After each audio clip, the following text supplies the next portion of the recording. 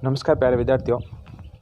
अपनी जो सीरीज चल रही थी प्री BSTC के लिए क्लासों की, उसके अंतर्गत अपन एक अगली क्लास के बारे में चर्चा करेंगे। चौहान वंश हमने पढ़ लिया था। अब अपन राजस्थान के सबसे पुराने राजवंश, उस राजवंश के बारे में चर्चा करेंगे जो आज़ादी तक रहा था। उस राजवंश के बारे में चर्चा करेंगे। वो राजवंश आता है आपके मेवाड़ का, ठीक है ना। तो आज अपन पढ़ेंगे मेवाड़ राजवंश। कौन सा राजवंश पढ़ेंगे? मेवाड़ राजवंश। प्यारे विद्यार्थियों, आपको मेवाड़ पढ़ाऊँ उससे पहले आप लोग ध्यान रखना कि मेवाड़ के अंदर जो इम्पोर्टेंट शासक है उनसे सवाल बनने की भरपूर संभावना रहती है। तो मेवाड़ को प्राचीन किन किन नामों से जाना जाता था उसके बारे में अपन चर्चा करेंगे। तो मेवाड़ को मेदपाट कहा जाता था। क्या कहा जाता था? मेदपाट, प्रागवाट, ठीक है ना। ये सारे क्या थे? मेवाड़ के प्राचीन नाम थे, ठीक है ना। और इसको सीवी जनपद भी कहा जाता था। कौन सा? सीवी जनपद। कौन सा जनपद कहा जाता था? सीवी जनपद भी कहा जाता था। मेदपाट, प्रागवाट और सीवी जनपद, ठीक है ना। तो ये मेवाड़ के क्या थे? प्राचीन नाम थे कि मेवाड़ को इन नामों के द्वारा भी जाना जाता था, ठीक है ना। मेवाड़ वंश की जो स्थापना की उसके बारे में अपन चर्चा करेंगे कि मेवाड़ वंश की स्थापना किसने की। तो मेवाड़ वंश के अंदर सबसे पहले जिस राजवंश ने शासन किया था वो था गुहिल। कौन सा था? गुहिल वंश। कौन सा वंश था? गुहिल। गुहिल के बाद जो वंश आएगा उसके बारे में अपन आगे चर्चा करेंगे। तो पहला जो वंश आता है वो वंश कौन सा है? गुहिल वंश आता है। कौन सा वंश आता है? गुहिल वंश, ठीक है ना। कि गुहिल वंश की स्थापना कैसे हुई थी, इसका महत्वपूर्ण शासक कौन था, उन सब के बारे में बात करेंगे। गुहिल एक शासक हुआ था और इसी के नाम पर इनका नाम क्या रख दिया? गुहिल रख दिया, ठीक है ना। गुहिल के जो पिता थे उनके पिता का क्या नाम था? इनके पिता का नाम था शिलादित्य। क्या नाम था? शिलादित्य। क्या नाम था? शिलादित्य। देखो, मेवाड़ के प्राचीन नाम होंगे। मेवाड़ वंश की स्थापना गुहिल से मानी जाती। गुहिल के जो पिता थे उनका नाम क्या था? शिलादित्य था। और इस वंश की स्थापना 566 ईस्वी के लगभग हुई थी। कब हुई थी? 566 ईस्वी के आसपास, ठीक है ना। 566 ईस्वी के अंदर किस वंश की स्थापना हो गई आपके? ठीक है ना, मेवाड़ के अंदर गुहिल वंश की क्या हो गई? स्थापना हो गई, ठीक है ना। और इस वंश की कुल 24 शाखाएं मिलती हैं। इस वंश की कुल 24 शाखाएं। कितनी शाखाएं थी? 24 शाखाएं थी, ठीक है। साथ साथ में मैं लिखाता रहूँगा बोल के नोट्स, ठीक है ना। आप एक बार देखते रहिए यहाँ पर, ठीक है ना। तो कितनी शाखाएं थी? 24, ठीक है ना। और जिसमें सर्वाधिक जो प्रसिद्ध थे वो कौन थे? सर्वाधिक प्रसिद्ध थे वो कौन थे? गुहिल थे। सर्वाधिक प्रसिद्ध कौन थे? गुहिल। तो सर्वाधिक प्रसिद्ध कौन सा व्यक्ति थे? गुहिल सबसे ज़्यादा क्या थे? प्रसिद्ध थे, ठीक है ना। गुहिल ही प्रसिद्ध होंगे, सीधे साथ बप्पा रावल वगैरह अपन उनके बारे में चर्चा करेंगे। और मेवाड़ के जो राजा हैं अपने आप को क्या कहते थे? सूर्यवंशी मानते थे। क्या मानते थे? सूर्यवंशी मानते थे। क्या मानते थे? सूर्यवंशी, ठीक है ना। अपने आप को क्या मानते थे? सूर्यवंशी माना करते थे। इतना सा लिख लीजिए। देखो, नोट्स बनाने से पहले आप सीधे हेडिंग डालोगे मेवाड़ राजवंश। उसके अंदर लिखोगे कि मेवाड़ का प्राचीन नाम मेदपाट, प्रागवाट और सीवी जनपद भी कहा जाता था। फिर लिखोगे मेवाड़ में गुहिल वंश का शासन स्थापित हुआ था। फिर मेवाड़ के अंदर गुहिल वंश का शासन स्थापित हुआ था। फिर आगे अपन बात करते हैं कि गुहिल वंश की स्थापना किससे? गुहिल वंश की स्थापना गुहिल से मानी जाती है। गुहिल के जो पिता थे वो थे शिलादित्य। और गुहिल वंश की स्थापना कब हुई? 566 ईस्वी के अंतर्गत हुई थी, ठीक है ना। एक इतिहासकार आता है श्यामल दास जी, ठीक है ना। कौन सा इतिहासकार आता है? श्यामल दास, ठीक है। मैं कोशिश करूँगा साथ साथ में लिखा ही दो, ये ठीक रहेगा, ठीक है ना। कौन सा इतिहासकार आएगा आपके? श्यामल दास। कौन आएगा? श्यामल दास। नाम लिखते हैं श्यामल दास। क्या नाम है? श्यामल दास। श्यामल दास जी कहते हैं कि गुहिलों की कितनी शाखाएं हैं? 36 शाखाएं हैं। कितनी शाखाएं मानते हैं? 36 शाखाएं मानते हैं। कौन मानते हैं? श्यामल दास जी। कौन मानते हैं? श्यामल दास जी, ठीक है ना। श्यामल दास जी कहते हैं गुहिलों की कुल कितनी? 36 शाखाएं। और इन्होंने एक ग्रंथ लिखा था जिसका नाम था वीर विनोद। क्या नाम था? वीर विनोद। इंपॉर्टेंट ग्रंथ है, याद रखना। आपको सवाल पूछ सकता है कि वीर विनोद की रचना किसने की थी? तो श्यामल दास जी ने की थी, ठीक है ना। अब अपन एक महत्वपूर्ण शासक के बारे में पढ़ेंगे, बप्पा रावल के बारे में, ठीक है ना। ये होगी नॉर्मल सी आपके बायोडाटा गुहिल वंश की। अब अपन पढ़ेंगे बप्पा रावल के अंदर। अब साथ साथ में लिखते रहना। तो सबसे पहले अपन हेडिंग डालते हैं बप्पा रावल। क्या नाम था? बप्पा रावल। बप्पा रावल, ठीक है ना। बप्पा रावल था ना, इसको गुहिल वंश का वास्तविक संस्थापक कहते हैं। क्या कहते हैं? गुहिल वंश का वास्तविक संस्थापक। ये क्या था? गुहिल वंश का वास्तविक संस्थापक था। क्या था? वंश का वास्तविक संस्थापक, गुहिल वंश का वास्तविक संस्थापक। ये क्या था? गुहिल वंश का वास्तविक संस्थापक माना जाता है। इसने लगभग 734 ईस्वी के अंदर, ठीक है ना, लगभग कब? 734 ईस्वी में गुहिल वंश की, ठीक है ना, 734 ईस्वी के अंदर इसने राज्यारोहण किया, मतलब राजा बना। 734 ईस्वी में राजा बना, ठीक है ना। 734 ईस्वी में इसको क्या बनाया गया? राजा बना। देखो ये राजा बना कैसे, उसकी भी क्या थी? एक स्टोरी थी। देखो हुआ क्या था कि एक हाई ऋषि थे, उनकी ये सेवा किया करता था, और हाई ऋषि इसकी सेवा से इतने प्रसन्न हुए, और हाई ऋषि ने कहा कि तू मेवाड़ के ऊपर क्या कर दे? आक्रमण कर दे। तो बप्पा रावल ने सेना ली और मेवाड़ के ऊपर क्या कर दिया? आक्रमण कर दिया। और इस आक्रमण के अंदर बप्पा रावल की जीत हो जाती है, और बप्पा रावल क्या बन जाते हैं? मेवाड़ के शासक बन जाते हैं। एक स्टोरी ये भी आती है कि विदेशी जो लोग थे, उन्होंने मेवाड़ के ऊपर आक्रमण किया, और वहाँ का जो शासक था मान मौर्य, वो मेवाड़ को बचा नहीं पाया, युद्ध करने नहीं गया, बल्कि बप्पा रावल वहाँ जाता है, सारी सेना उसके साथ रहती है, और जब बप्पा रावल युद्ध के अंदर जीत जाता है तो वापस सेना लेकर कहाँ पर अटैक कर देता है? संप्रति मौर्य पर अटैक कर देता है, और वो युद्ध में हार जाता है, और बप्पा रावल का क्या हो जाता है? अधिकार स्थापित हो जाता है। ये जो सारी घटनाएं होती है वो किसकी वजह से होती है? हरित ऋषि की वजह से होती है। तो बप्पा रावल के जो गुरु थे, उनका गुरु का क्या नाम था? हरित ऋषि। इनके गुरु का नाम हरित ऋषि था। क्या नाम था? हरित ऋषि, ठीक है ना। हरित ऋषि क्या थे? इनके गुरु थे, ठीक है ना।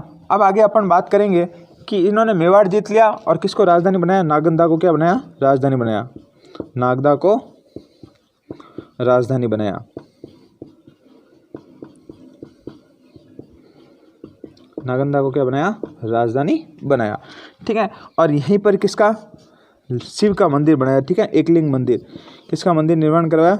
एकलिंग मंदिर का निर्माण करवाया। मंदिर का निर्माण करवाया,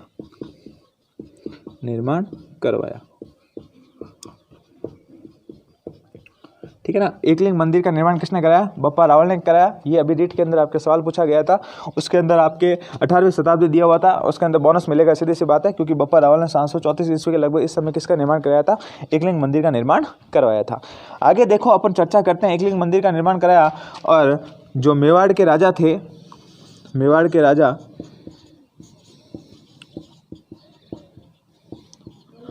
अपने आप को एकलिंग जी का दीवान मानते थे। क्या मानते थे? एकलिंग जी का दीवान मानते थे। क्या मानते थे? दीवान मानते थे कि हमारे जो राजा वगैरह तो कौन है? एकलिंग जी है, हम तो उनके क्या हैं? दीवान है, ठीक है ना। जो मेवाड़ के सारे राजा थे ना, वो एकलिंग जी का अपने आप क्या मानते थे? दीवान मानते थे, ठीक है ना। और देखो आगे अपन बात करें, इसके अंतर्गत आते हैं कि और क्या क्या चीज़ थी। अब बप्पा रावल ने मुस्लिम जो विदेशी आक्रमणकारी थे उनको भी क्या कर दिया? हरा दिया था, ठीक है ना। तो बप्पा रावल ने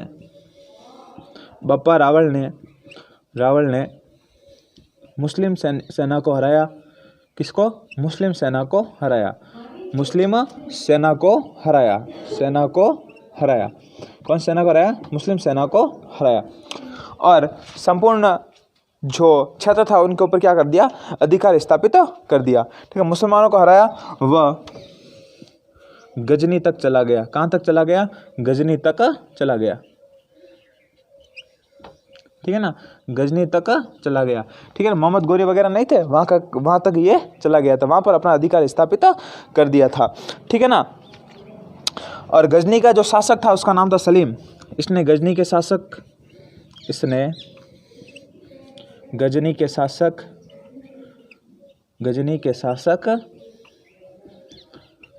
सलीम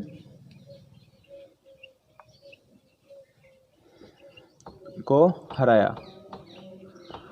गजनी के शासक कौन था? सलीम को इसने क्या किया?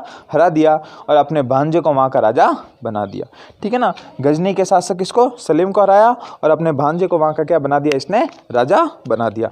अब आगे अपन बात करेंगे कि और क्या क्या चीज़ थी। ये आपने लिख लिया होगा, ठीक है ना, आराम से लिख लो। ठीक है ना, गुहिल वंश का वास्तविक संस्थापक था, 734 ईस्वी में राजा बना, गुरु हरित ऋषि थे, नागदा को राजधानी बनाया, एकलिंग मंदिर का निर्माण करवाया, मेवाड़ के राजा अपने आप को एकलिंग जी का दीवान मानते थे, बप्पा रावल ने मुस्लिम सेना को हराया तथा इसने गजनी के शासक सलीम को हराया और अपने भांजे को वहाँ का राजा बना दिया। ठीक है, देखो आगे।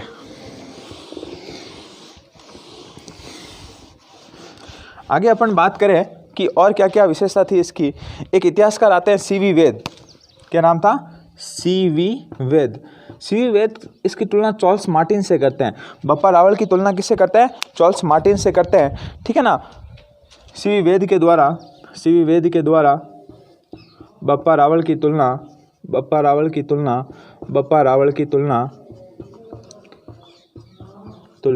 सीवी वेद से सीवी वेद के द्वारा बप्पा रावल की तुलना चार्ल्स मार्टिन से की है। किससे की है? चार्ल्स मार्टिन से। ये कौन था? फ्रांसीसी सेनापति था। कौन था? फ्रांसीसी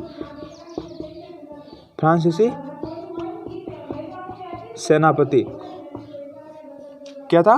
फ्रांसीसी सेनापति था। कौन था? बप्पा रावल के द्वारा, सीवी वेद के द्वारा बप्पा रावल की तुलना चार्ल्स मार्टिन से की गई और चार्ल्स मार्टिन कौन था? फ्रांसीसी सेनापति था, मतलब बहुत ही खतरनाक सेनापति था। उसी प्रकार बप्पा रावल ने संपूर्ण जो राजा वगैरह थे अपने आसपास उन सबको क्या कर दिया था? जीत लिया था। और बप्पा रावल ने 115 ग्राम बप्पा रावल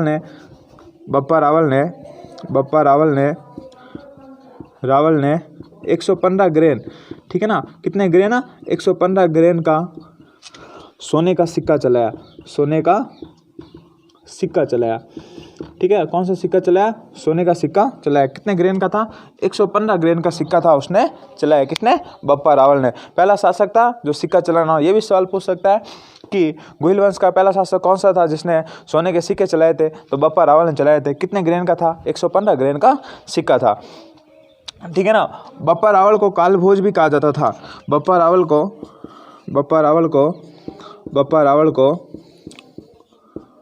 कालभोज भी कहा जाता था। क्या कहा जाता था? कालभोज भी कहा जाता था। ठीक है ना, क्या कहा जाता था? कालभोज भी कहा जाता था। ठीक है ना, कालभोज के नाम से भी बप्पा रावल को जाना जाता था। ठीक है ना, और इनकी प्रमुख उपाधियां कौन कौन सी थी उसके बारे में जानते हैं।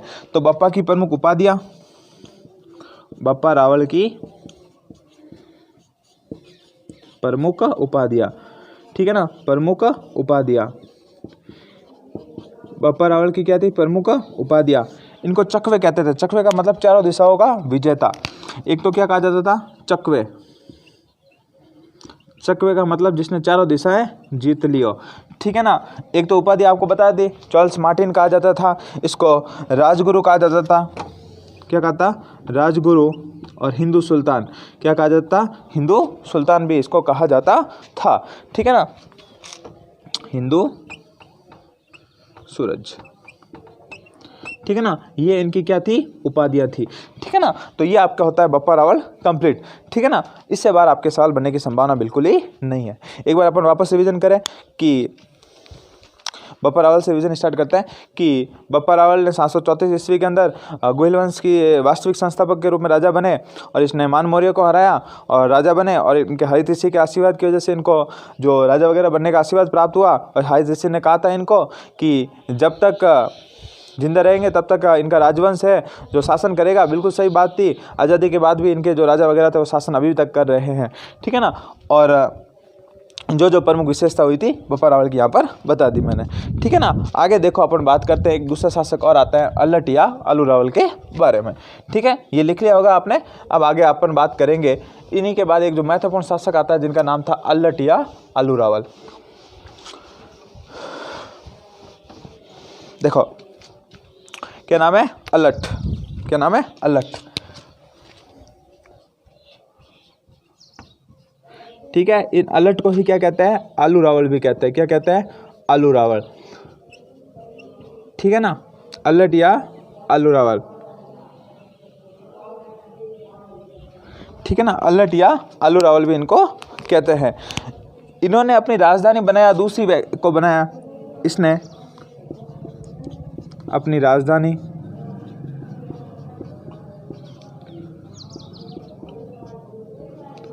ठीक है, उस समय क्या थी, नागदा। ये अपनी राजधानी बनाएगा आहड़ को, इसने अपनी राजधानी आहड़ को बनाया। किसको बनाया, आहड़ को राजधानी बनाया, इसने अपनी राजधानी आहड़ को बनाया। ठीक, किसको बनाया, आहड़ को अपनी क्या बनाया, इसने राजधानी बनाया।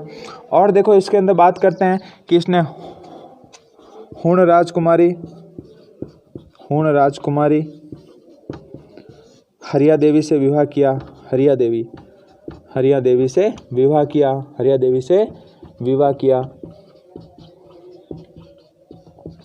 देखो अपन ने जब मौर्य साम्राज्य पढ़ा था उस समय मैंने बताया था कि पहला जो अंतर्राष्ट्रीय विवाह हुआ था, ठीक है ना, वो किसके साथ हुआ था, चंद्रगुप्त मौर्य के साथ। तो अपने राजस्थान का जो पहला अंतर्राष्ट्रीय विवाह था वो कौन सा था, हुण राजकुमारी थी हरिया देवी, उससे किससे विवाह किया था, आपके अल्लट या आलू रावल ने विवाह किया। तो ये अपने राजस्थान का पहला अंतर्राष्ट्रीय विवाह हो गया, याद रखना, ठीक है ना।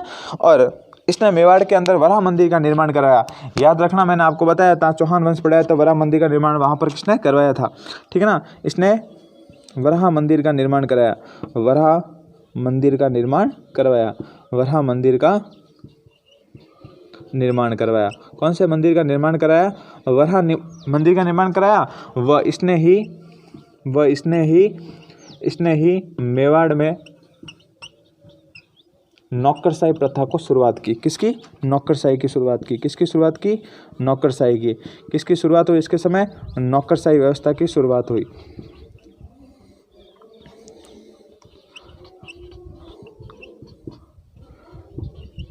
नौकरशाही व्यवस्था की क्या हो गई, शुरुआत हो गई।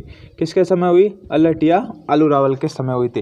इसने अपनी राजधानी किसको बनाया, आहड़ को इसने अपनी राजधानी बनाया। और इसने हुण राजकुमार हरिया देवी से विवाह किया। ये इंपॉर्टेंट बातें आती, इससे ज़्यादा इनकी कोई बातें अपन को मिलती नहीं है, ये आपको याद करना है, याद हो जाएगा इजी तरीके से, इससे इजी तो और कुछ हो ही नहीं सकता। फिर आता है आपके जत्र सिंह, एक महत्वपूर्ण शासक आएगा, आपको कालक्रम पूछ सकता है, ठीक है। बप्पा के बाद अल्लट, अल्लट के बाद जत्र सिंह के बाद रतन सिंह के बारे में अपन बात करेंगे, ठीक है ना। ये सारी चीज़ें अपन को ध्यान रखनी है, ये चीज़ आपने लिख ली होगी, ठीक है। उसके बाद आगे अपन बात करते हैं।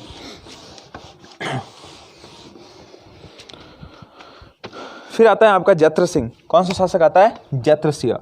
क्या नाम था, जत्र सिंह।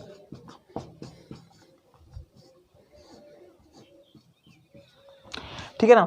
जत्र सिंह का जो शासन पीरियड है वो टाइम भी बताया जाता है। तो 1230 से 1213 से 1250 समय का जो समय होता है, जो जत्र सिंह का काल होता है, और ऐसा कहा जाता है इस काल को मध्य मेवाड़ का स्वर्ण काल भी कहते हैं। क्या कहते हैं, मध्य मेवाड़ का क्या कहते हैं, स्वर्ण काल कहते हैं, ठीक है ना।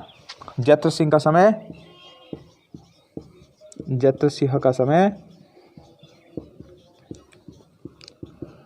मेवाड़ का स्वर्ण काल था, मेवाड़ का स्वर्ण काल, ठीक है ना। The golden era of Jatra Singh, ठीक है ना, कि जत्र सिंह का जो समय था वो क्या था, मेवाड़ का क्या था, स्वर्ण काल था, ठीक है ना। और जत्र सिंह के समय एक युद्ध होता है, उस युद्ध का नाम होता है आपके भूताला का युद्ध। कौन सा युद्ध लड़ा जाता है, भूताला का युद्ध लड़ा जाता है। कौन सा युद्ध, भूताला का युद्ध, ये इंपॉर्टेंट है, याद करना है ना, भूताला का युद्ध, ठीक है ना। अलग अलग डेट आती है, तो 1227, ठीक है ना, 21 से 27 के बीच में कभी भी लड़ा हुआ फिक्स डेट नहीं आती है। डेट को आपको इतना ध्यान नहीं रखना है, अपन को ये ध्यान रखना है किनके मध्य हुआ था। तो दो व्यक्ति थे, उनके मध्य युद्ध हुआ था। एक तो कौन था, आपके जत्र सिंह था। कौन था, जत्र सिंह, और उसके सामने था इल्तुतमिश। कौन सा, इल्तुतमिश, ठीक है। दिल्ली सल्तनत का क्या था, एक महत्वपूर्ण शासक था। इन दोनों के बीच में कौन सा होता है, भूताला का युद्ध होता है, ठीक है ना। भूताला आपके उदयपुर साइड के अंदर पड़ता है, ठीक है ना, ठीक है ना। ऐसा कहा जाता है कि इस युद्ध के अंदर जत्र सिंह के द्वारा इल्तुतमिश को भयंकर तरीके से हराया गया। जो इतिहासकार है ना, वो इतिहास बताते नहीं है सही तरीके से। इस युद्ध के अंदर कहीं जानकारी नहीं मिलती, हमको बहुत कम जानकारी मिलती है कि जत्र सिंह ने इल्तुतमिश की दिल्ली सल्तनत का महत्वपूर्ण शासक था, इसको कुत्ते की तरह भगा भगा के मारा था। किसने, जत्र सिंह ने मारा था, ठीक है ना। तो हमें ये जानकारी पूर्ण रूप से नहीं बताई जाती, छुपाई जाती है। लेकिन अच्छी तरीके से जानना आपने, जत्र सिंह ने इस युद्ध के अंदर इल्तुतमिश की पूरी सेना को हरा के फेंक दिया था। लेकिन इल्तुतमिश की जो सेना थी ना, वापस जाते समय इसने जो उनकी राजधानी थी आहड़ को नुकसान पहुंचाया, का मतलब आहड़ को तोड़ दिया था। तो अपन लिख सकते हैं इल्तुतमिश की सेना ने, इल्तुतमिश भागती हुई सेना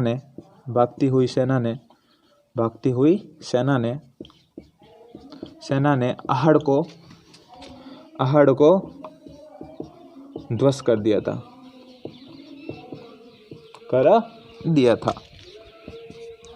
आहड़ को ध्वस्त कर दिया तो इसने अपनी एक नई राजधानी बना दी, किसको? मेवाड़ को। तो इसने अपनी राजधानी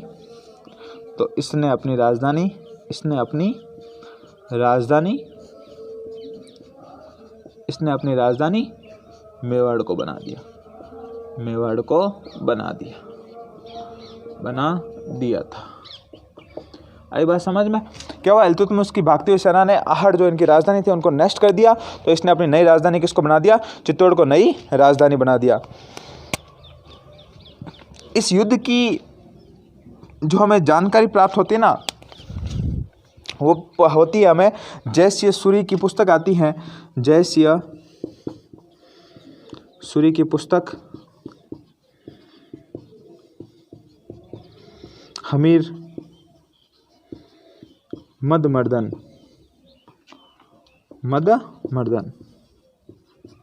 ठीक है ना, हमीर मदमर्दन जो पुस्तक आती है उससे हमें इनकी जानकारी प्राप्त होती है, ठीक है ना, हमीर मदमर्दन, ठीक है ना। हमीर मदमर्दन इनकी पुस्तक की रचना है किसकी? जयसिंह सूरी की। और इसी पुस्तक के द्वारा हमें किसकी जानकारी मिलती है? भुताला के युद्ध की जानकारी प्राप्त होती है। ये आपका होता है जैत सिंह कंप्लीट।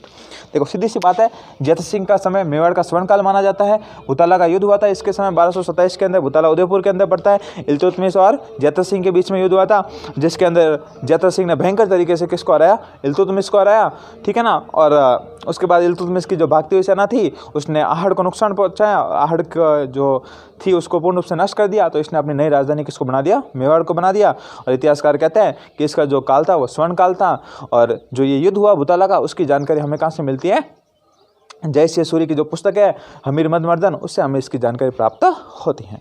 ये होता है आपके जैत सिंह। हमने 3 शासक पढ़े महत्वपूर्ण, पप्पा रावल, अल्लटिया आलू रावल, फिर जैत सिंह। अब अपन का एक जो महत्वपूर्ण शासक आता है रतन सिंह, ये पढ़ते हैं, ठीक है। बाकी अपन कल पढ़ेंगे। एक पढ़ ले अपन रतन सिंह के बारे में,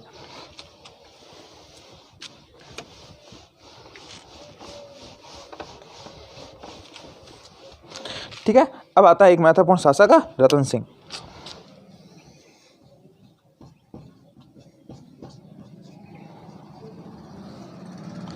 इनका जो शासन था वो काफ़ी ज़्यादा समय तक तो नहीं था, 1302 से 1303 के बीच में, 1302 से 1303 ईस्वी। देखो हुआ क्या था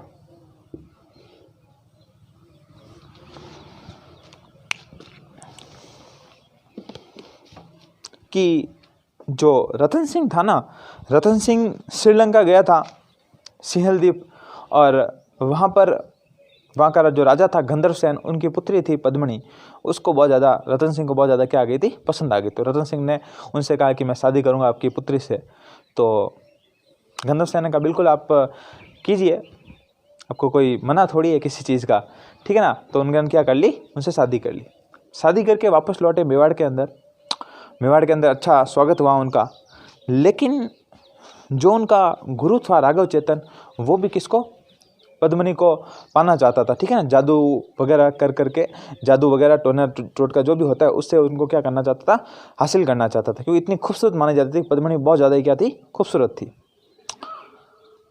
अब जैसे ही रतन सिंह को ये चीज़ पता चली, रतन सिंह ने राघव चेतन था उसको यहाँ से निकलवा दिया।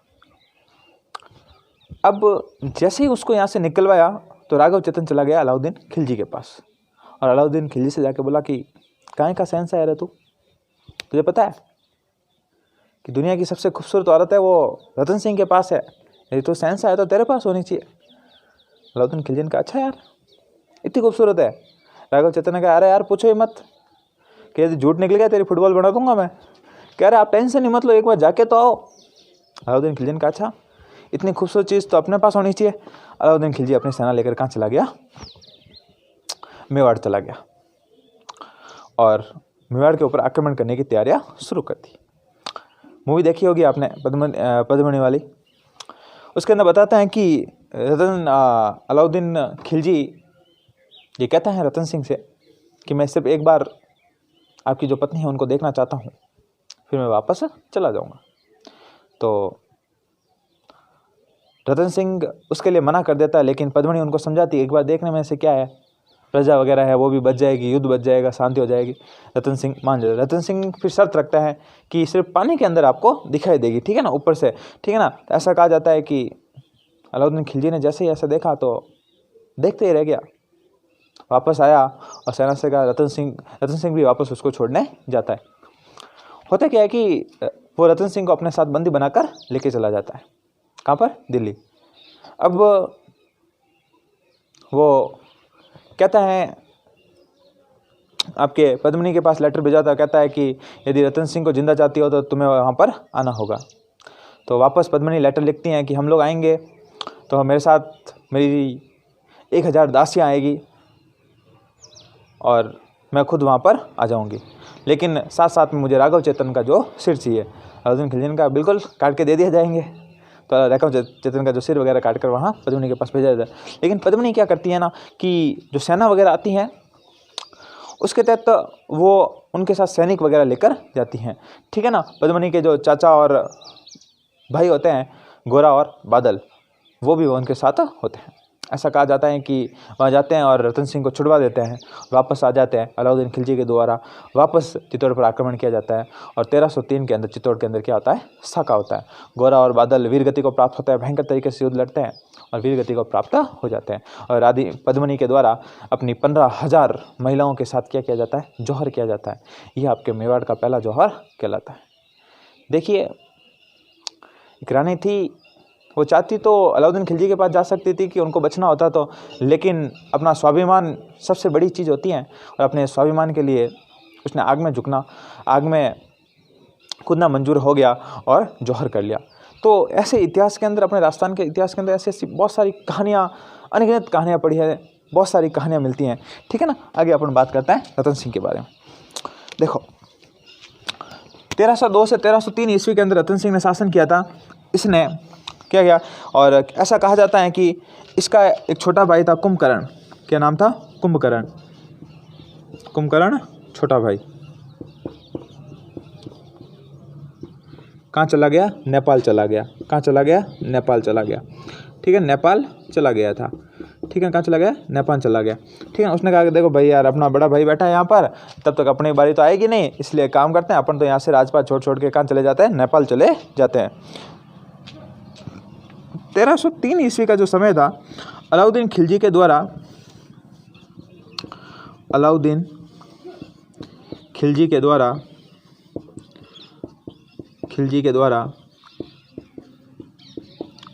कहाँ पर आक्रमण किया जाता है? मेवाड़ पर आक्रमण किया जाता है। आक्रमण किया जाता है।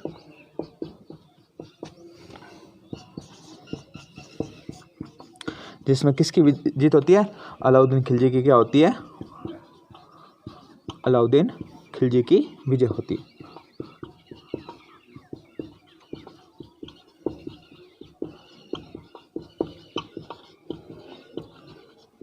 ठीक है ना। अलाउद्दीन खिलजी की उसके अंदर क्या होती है? विजय होती है। और आक्रमण के क्या क्या कारण रहे होंगे, तो बहुत सारे इतिहासकार तो कहानी बताते हैं, लेकिन और बहुत सारे भी कारण हो सकते हैं।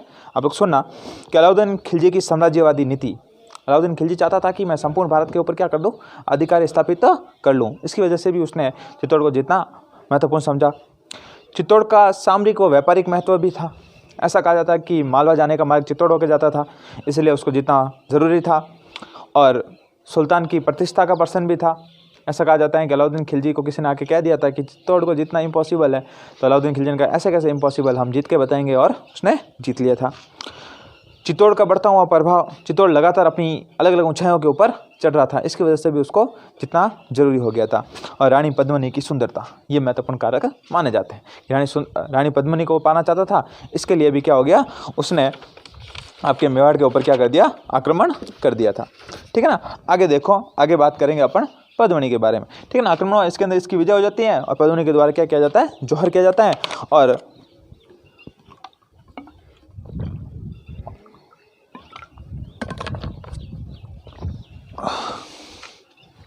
स्टोरी बताया था, मैंने बता दिया था कि रानी पद्मिनी के बारे में आपके राघव चेतन के द्वारा बताया जाता है, इतनी सुंदर है, वो आपके पास होनी चाहिए, ठीक है ना। तो ऐसे कहा जाता है रानी पद्मिनी के द्वारा, लिख लो आप साथ में कि रानी पद्मिनी के द्वारा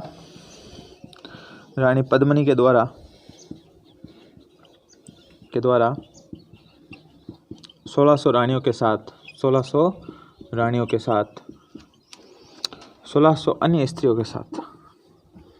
अन्य स्त्रियों के साथ जौहर किया जाता है,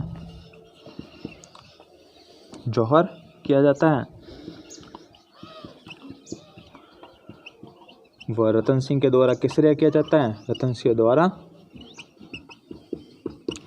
केसरिया किया जाता है,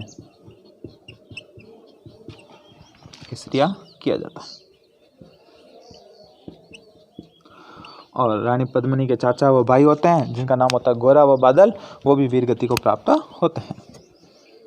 गोरा व बादल, चाचा व भाई, वे भी वीर गति को प्राप्त हो जाते हैं,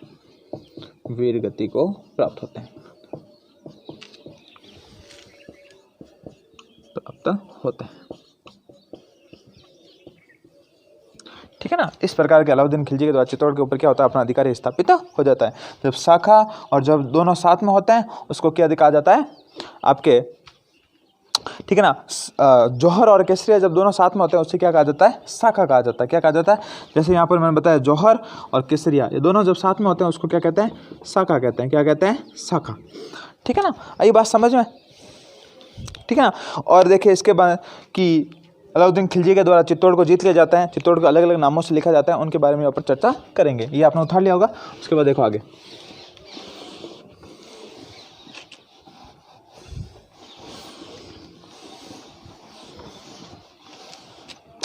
ठीक है। फिर अलाउद्दीन खिलजी के द्वारा चित्तौड़ पर क्या कर दिया गया, अधिकार स्थापित कर दिया गया।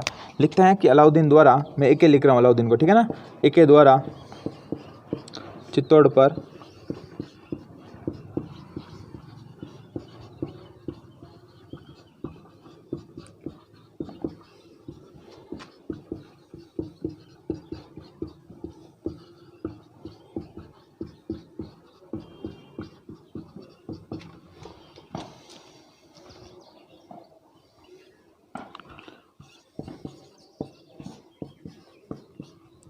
ठीक है। फिर चित्तौड़ का नाम बदलकर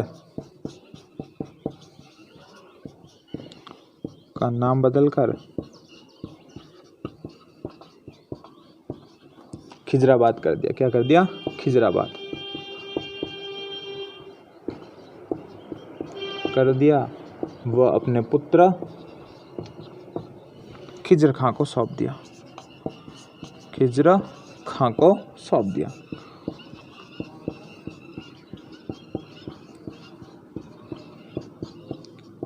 खिजर खां के द्वारा यहाँ पर गंभीरी नदी पर किसका, पुल का निर्माण करवाया गया। खिजर खां द्वारा गंभीरी नदी पर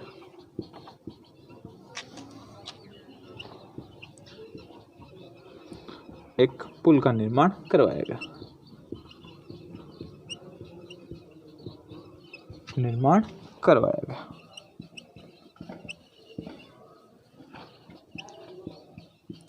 ठीक है। ऐसा कहा जाता है कि खिजर खां के द्वारा यहाँ पर एक लेख लिखवाया था, जिस पर अलाउद्दीन खिलजी को एक लिखता है ना, एक को संसार का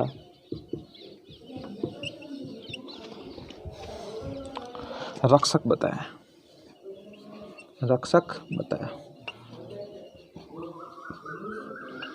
ठीक है। फिर ऐसा कहा जाता है खिजर खां से इसका प्रशासक संभला नहीं और मालदेव सोनगरा को ये क्या दे दिया, किला दे दिया। किसको दे दिया, फिर अंत में यह दुर्ग मालदेव सोनगरा को सौंप दिया। मालदेव सोनगरा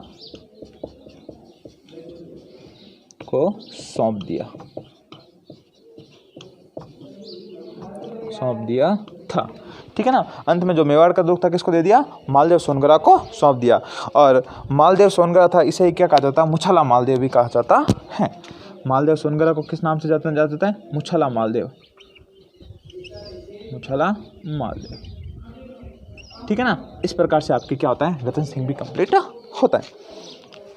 ठीक है ना। संसार का रक्षक बताया हुआ है, ईश्वर की छाया बताया हुआ है। एक को क्या बताया, संसार का रक्षक व ईश्वर की छाया, ईश्वर की छाया बताया गया, ईश्वर की छाया। ठीक है ना। ये सारी उपाधियाँ कहाँ से मिलती है अपन को, एक लेख लिखवाया था खिजर खान ने, कहाँ पर, चित्तौड़गढ़ दुर्ग के अंदर। उसके अंदर ये सारी जानकारी अपन को प्राप्त होती है। ठीक है ना। गंभीर नदी पर ब्रिज का निर्माण करा, ये सारी जानकारी अपन को प्राप्त होती है।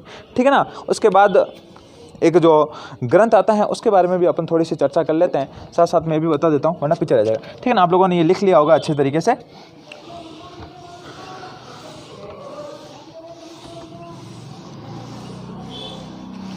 ठीक है ना। उसके बाद एक ग्रंथ आता है जिसका नाम है पद्मावत।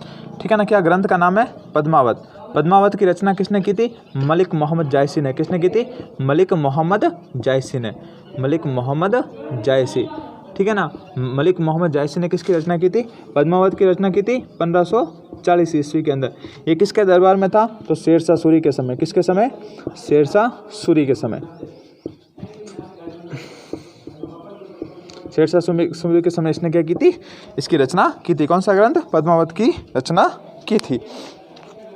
ठीक है ना। और इसके अंदर जो आपके अलाउद्दीन खिलजी और जो आपकी पद्मावती है ना, उसकी स्टोरी बताई हुई है। और इस स्टोरी को मुहनोत नैन्सी व जेम्स टॉड, मुहनोत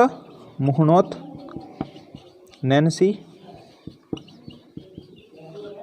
व टॉड इस कहानी को सत्य मानते हैं। क्या मानते हैं, सत्य मानते हैं कि बिल्कुल ऐसा ही हुआ होगा। रानी पद्मिनी वहाँ की थी। ठीक है ना। और राव रतन सिंह वहाँ पर गया होगा और इसको लेके आया होगा। ठीक है ना। ये सारी घटना होती है। एक इतिहासकार आते हैं आपके सूर्यमल मिश्रण। क्या था, नाम था सूर्यमल मिश्रण। क्या नाम है, सूर्यमल मिश्रण। सूर्यमल मिश्रण इसे अस्वीकार करते हैं।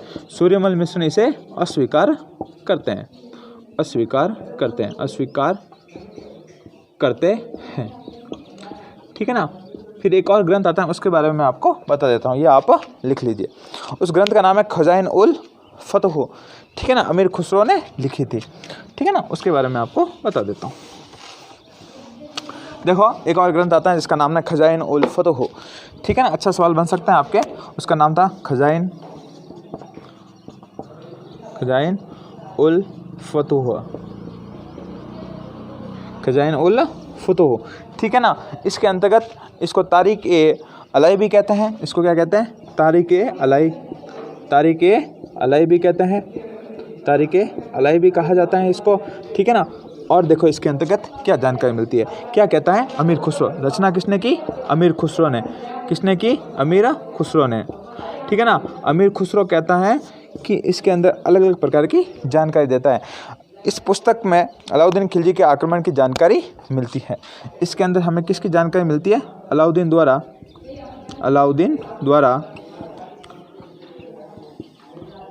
चित्तौड़ आक्रमण की जानकारी प्राप्त होती है। चित्तौड़ आक्रमण की जानकारी प्राप्त होती है, ओके। ये होते हैं आपका जो गोहिल वंश था वो कंप्लीट होता है। उसके बाद अपन जो आपके आगे जो राजा आएंगे उनके बारे में बात करेंगे। ठीक है ना। रतन सिंह मेवाड़ का अंतिम शासक था जो रावल उपाधि धारण की थी। उसके बाद जो सारे आएंगे वो राणा उपाधि के साथ आएंगे। ठीक है। धन्यवाद। आगे बने रहिए मेरे साथ। और उसके बाद जो आगे वाले शासक आएंगे उसके बारे में अपन आराम से चर्चा करेंगे। बहुत बहुत धन्यवाद और आभार आपका।